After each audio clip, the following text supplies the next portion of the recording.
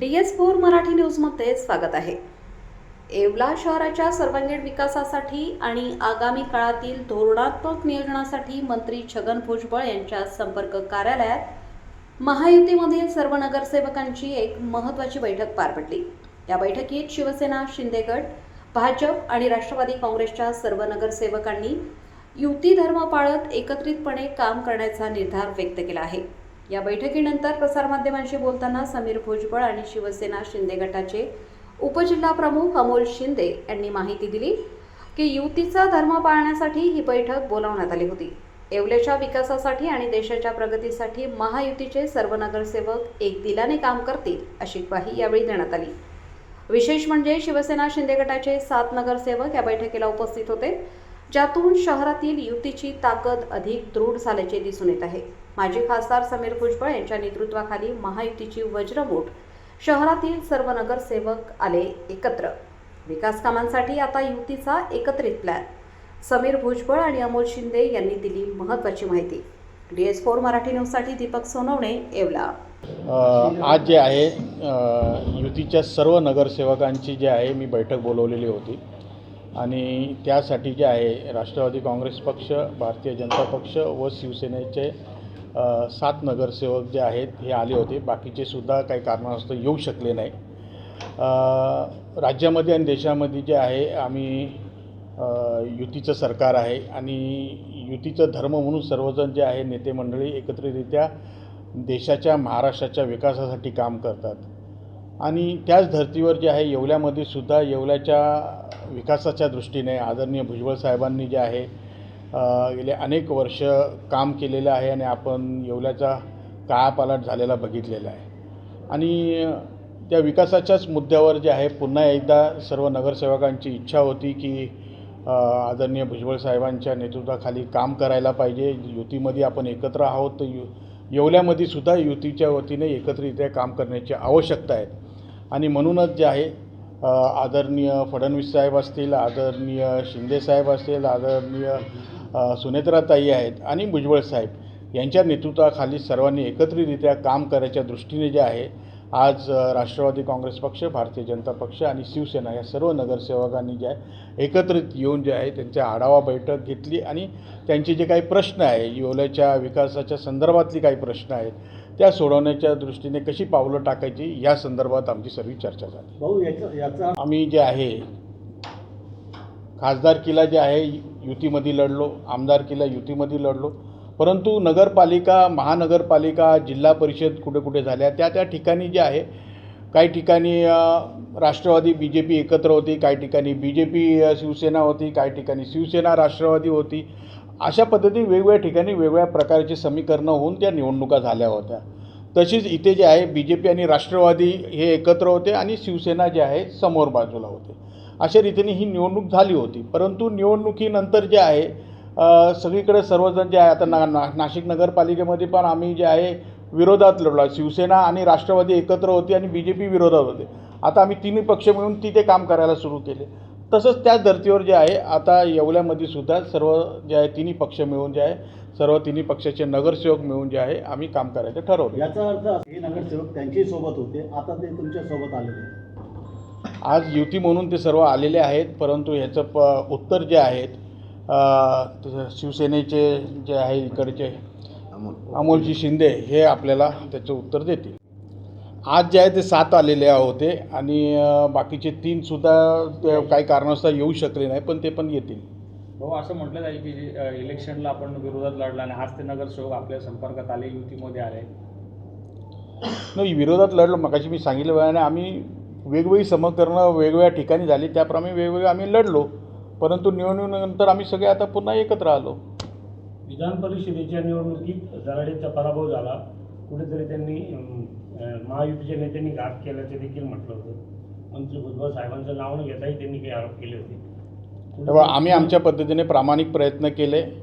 आम्ही जे आहेत शिक्षक आमदार किशोरजी दराडे यांनासुद्धा मी इथे आमंत्रित केलं होतं. ते इथे आले होते. आमचे सर्व नगरसेवक जे आहेत त्यांच्यासमोर आमची बैठकही झाली होती आणि आणखीन कुठे कुठे मदत पाहिजे असेल तर त्याचीसुद्धा मी त्यांना विचारणा केली होती आणि त्या पद्धतीने आम्ही आमच्या पद्धतीने त्यांना जेवढी मदत करता येईल तेवढी मदत करायचा आम्ही प्रयत्न केला होता. पालिकेत आता पालिकेमध्ये आता युती ही भक्कम झाली असं म्हणायला हरकत नाही.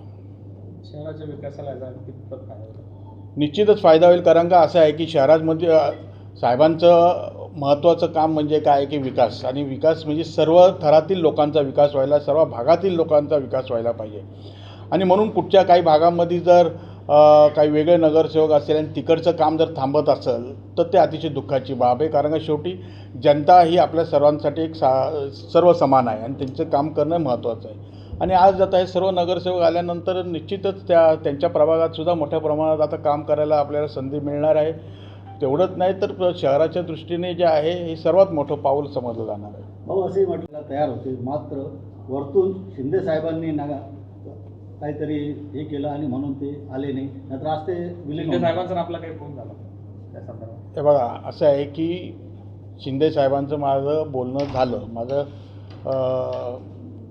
एकनाथ शिंदे साहेबांशी पण बोलणं झालं, श्रीकांत शिंदे साहेबांशी पण बोलणं झालं, दादा भुसे साहेबांशी पण बोलणं झालं आणि हे आत्ताच नाही तर 1-2 महिन्याआधी पण बोलणं झालं होतं. जेव्हा विधान परिषदेची जेव्हा निवडणूक चालू होती त्या संदर्भातही बोलणं झालं होतं आणि तेव्हापासूनच आम्ही ते एकत्ररित्या कसं काम करायचं हे तेव्हापासून ती लाईन ठरली होती आणि ती जी आहे आज प्रत्यक्षात उतरली. मी स्पष्ट करू इच्छितो की विधान परिषदेच्या इलेक्शनच्या आधीच काही आमचे नगरसेवक नाराज होते, तसे आम्ही पदाधिकारी बी काही कारणास्तव नाराज होतो. आम्ही शिवसेना पक्षाशी किंवा कोणाशी नाराज नव्हतो, परंतु काही गोष्टी अशा घडत होत्या की पुढे मी नक्कीच त्या स्पष्ट करेल, परंतु त्या विधान परिषदेच्या इलेक्शनच्या आधीच मी वैयक्तिक उद्या भविष्यात असं वाटायला नको का शीट निवडून आलं किंवा पडलं किंवा अशी काही घटना घडली म्हणून आम्ही भाऊंना भेटायला आलो.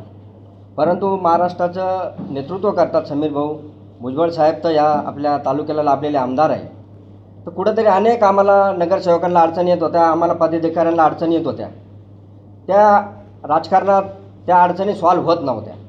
कुठंतरी नगरसेवक आम्ही सर्व नाराज नक्कीच होतो. आमच्या 1-2 मिटिंगा झाल्या, त्या मिटिंगाच्या अनुषंगाने समीर भाऊंची आम्ही भेट घेतली.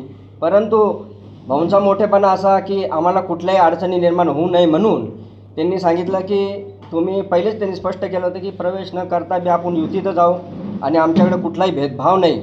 आम्ही ज्याप्रमाणे राष्ट्रवादी असो, भाजप असो, सेना असो, आम्ही सर्वच नगरसेवकांचे काम करणार, पदाधिकाऱ्याच्या अडचणी सोडवणार, कारण आमचं उद्दिष्टच हे येवल्याचा विकास आहे. येवल्याचाच नाही तर महाराष्ट्राचा विकास घेऊन आम्ही चालतो. तुम्ही नाराज पक्षावर होते का दराडेंवर?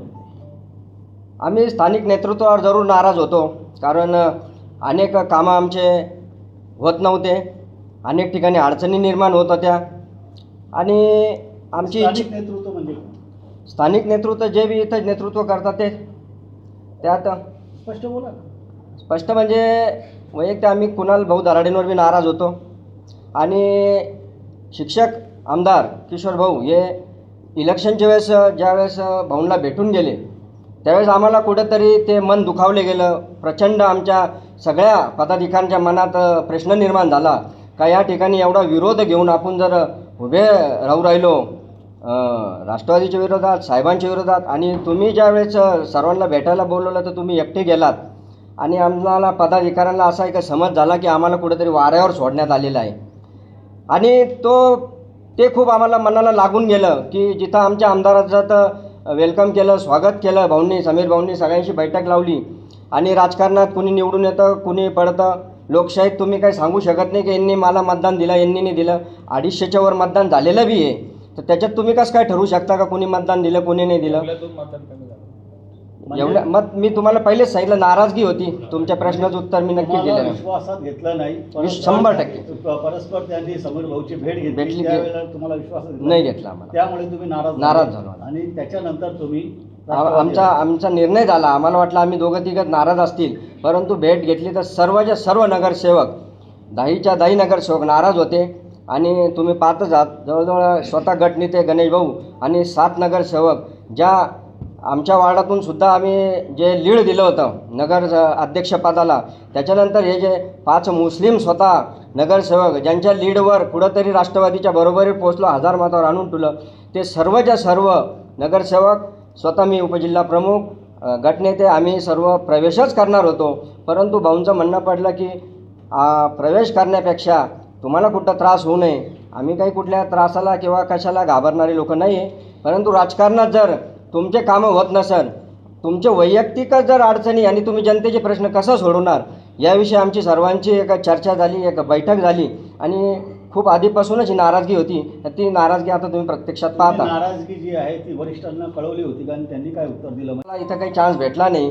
मी मनमाडला झालेल्या विधान परिषदेच्या निवडणुकीच्या अनुषंगाने जी मीटिंग झाली तिथं कार्यकर्त्यांची, श्रीकांत शिंदे साहेब होते, त्यावेळेसच मी अडचणी सांगितल्या होत्या की आपला पक्ष, आपलं इथलं जे काम आहे हे तर राष्ट्रवादीमुळंच आमची कामं उरायले, आम्हाला वरतून म्हणजे पाहिजे तशी मदत होऊ नाही राहिली. तर त्यावेळेस असं आम्हाला सांगण्यात आलं का स्थानिक आमदार असताना तुम्हाला अडचणी का निर्माण होत आहे. आम्ही त्या ठिकाणी उत्तर देऊ शकलो नाही, ते उत्तर आम्ही आज दिलेलं आहे. काही नगरसेवक या ठिकाणी तुम्ही म्हणतात सर्व नगरसेवकांची चर्चा झाली, काही नगरसेवक या ठिकाणी हप्त्याभर गैरहजर आहेत, तुमची त्यांची काही चर्चा झाली, ते येणार आहेत तुमच्यासोबत?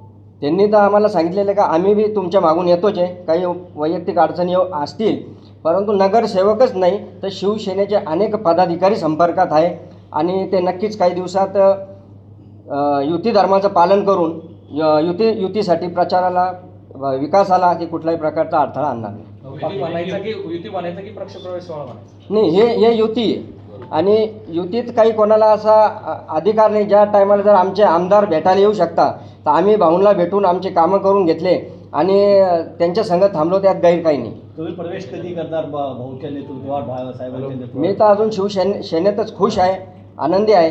परंतु असं काही घडल्यास किंवा कुणी काही चुकीचा मेसेज दिलास, काही आमच्यात चुकीचं घडलं तर आमचं एवढं आम्ही सांगू इच्छितो का आम्ही शिंदे साहेबांच्या नेतृत्वात आम्ही आनंदी आहोत, सुखी आहोत. परंतु जर शिंदे साहेबांपर्यंत जर आमचा मेसेज गेला नाही तर या ठिकाणी आम्ही राजीनामा देऊन इलेक्शन करायच्या तयारीत देखील आहोत. रेस्टॉरंट वर्मा पॅलेस, येवला कोपरगाव रोडचं आकर्षण. Restaurant Verma palace, luxury rooms, multi cuisine restaurant आणि भव्य banquet hall, AC rooms, terrace garden आणि स्वादिष्ट जेवण. एकदा भेट द्या, आपल्या अपेक्षापेक्षा जास्त सेवा मिळेल. ठिकाण येवला कोपरगाव रोड, उपजिल्हा रुग्णालय शेजारी येवला. Restaurant Verma palace.